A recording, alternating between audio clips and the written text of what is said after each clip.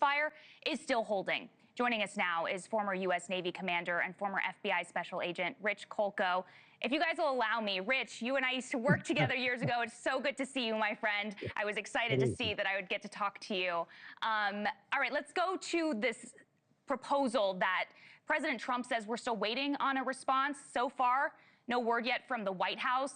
How do you see this all playing out? What's happening behind the scenes right now? Well, Brooke, they expected that response last night. It didn't happen. It hasn't not yet happened this morning. I think part of the issue here is so much of this negotiation is being done on social media. That makes it so difficult when you put your position out there and you're kind of locked into it right away. If you put a deadline out on a tweet or some social media and you don't get that response, it looks like a failure, and that's a problem. Negotiation typically in the past has been done.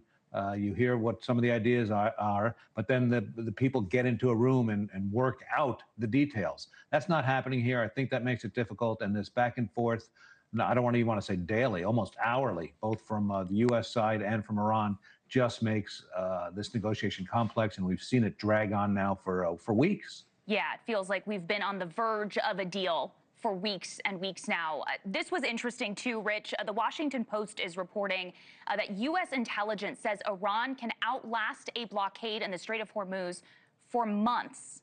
If that is true, what kind of pressure does the U.S. need to be putting on Iran to make this deal? Well, the issue is Iran doesn't care about their people. Right. And that's the problem. So they're willing to let their people suffer so that they can continue to live under these circumstances. I mean, the biggest issue is they're not selling their oil, so the cash isn't flowing in. That's a problem. There are reports that the economy in Iran is crashing.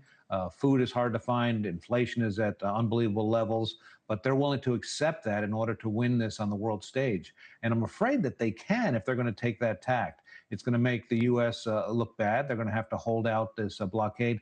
Clearly, the U.S. military has the capability and assets to do this as long as it takes. So that's not the real issue. It really is a diplomatic or a political issue that's going to have to be resolved in a negotiating room. Even with these overnight attacks that we have seen, President Trump, as I said, still insists that the ceasefire is holding. But as we see these reports, how do you characterize that ceasefire? It's touch and go. I get that. But if you look back at conflicts in the past, same kind of thing has happened around the world in different wars. Right now, the launches or the attacks that the U.S. have been doing have really been defensive in nature. They've got the capabilities, whether it's satellites, drones, surface-borne sea assets, to identify where missiles or drones are launched from in Iran. And then they have the capability to attack those sites. So hopefully that will stop the continued drone attacks. But Iran clearly has this capability, whether they're manufacturing them, importing them, pulling them out of tunnels or mines. They've got the drones. It's an ongoing problem. All right, let's look ahead for a moment here. President Trump is set to meet Chinese President Xi Jinping in Beijing next week. It's going to be the first visit by a U.S. president since 2017, when President Trump last visited.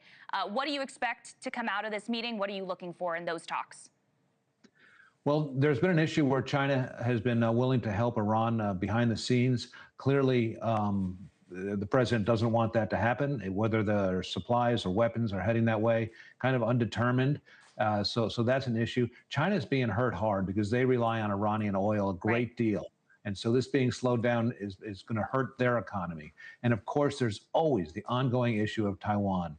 You can talk to military folks who are saying the U.S.'s attention right now is on what's going on in Iran. Is this a good time for China to make a move on Taiwan? I don't see that happening. They've got a long-term goal to retake Taiwan, doing other means. I don't think a war is going to be the way they do it, but diplomatically and politically over the next years and decades, they're going to work very hard to put Taiwan back under their umbrella. Former U.S. Navy Commander Rich Kolko. Rich, good to see you, my friend. Thanks for joining us. I was excited to see your name as well. Have a great day. Have a good one, Rich. Thanks so much. All right.